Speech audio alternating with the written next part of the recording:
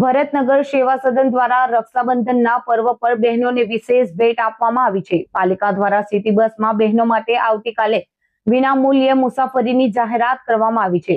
ભરૂચ પાલિકા દ્વારા રક્ષાબંધનના પર્વ નિમિત્તે બહેનો માટે ખાસ ભેટ આપવામાં આવી છે। રક્ષાબંધનના દિવસે ભાઈને રાખડી બાંધવા જતી બહેનો ભરૂચ સિટી બસમાં મફત મુસાફરી કરી શકશે।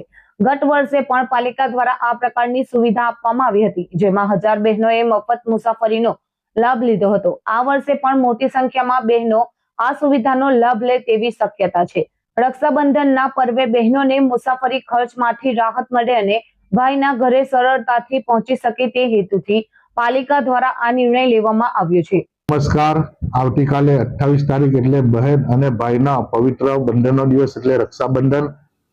બહેન ભાઈની રક્ષા માટે આ દિવસે પ્રાર્થના કરતી હોય છે અને બહેન દ્વારા દૂર દૂર સુધી મુસાફરી કરવામાં આવી રહી હોય ત્યારે ભરૂચ નગરપાલિકા તરફથી ભરૂચની બહેનોને એક ભેટ સ્વરૂપમાં સિટી બસ નિઃશુલ્ક રાખવામાં આવી છે।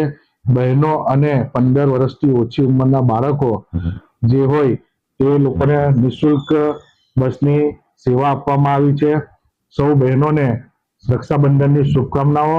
ભારત માતા કી જય। જય જય ગરવી ગુજરાત।